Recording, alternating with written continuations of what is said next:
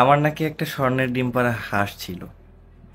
স্বর্ণের ডিম পাড়া হাঁসটা যে ডিম কই দিয়া পারলো আর ডিমগুলা গেল কই কিছুই জানতে পারলাম না। মাঝখান দিয়া হাঁসটা শুধু শুধু বইসা নিয়ে আমার খাবারগুলা খাইয়াই শেষ করে গেল। দুঃখ ভাই, দুঃখ। যে আমি বলি কাবিন তোর কত লাগবে, ঠিক আছে, কাবিন কত লাগবে আমাকে বল। না তখন তুমি তুমি করে বলতাম, সরি, যে কাবিন তুমি কত চাও, বলছে আমার কোনো কাবিন লাগবে না, 1 টাকা কাবিন না দিলেও আমার কোনো সমস্যা নেই।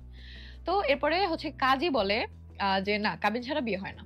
পরে তারাই তাদের তরফ থেকে 1 লাখ টাকা কাবিন, 50,000 টাকা উসুল, এটা তাদের তরফ থেকে তারা লিখে দিছে যে উসুল লিখতে হয়। আমার এগুলো নিয়ে কোনো সমস্যা ছিল না। আমার সংসারটা আপু করার মতন না, যার কারণে হচ্ছে ওই দিক থেকেও যদি ডিভোর্স না আসতো তাহলে আমি হয়তো এখান থেকে দিতাম।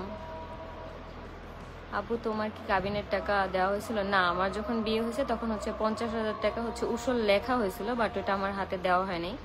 আর যে 50,000 টাকা আছে সেটার কথা আমি বলছিলাম যে আমার কাবিনের টাকা কবে দিবে। তাহলে আমার ওই যে উকিল যে আপু আছে, তো তখন নাকি তাকে বলছে যে আমরা কোনো কাবিনের টাকা এখন দিতে পারবো না, পরে দিতে পারবো, যদি আখির মন চায় তাহলে মামলা টামলা করুক।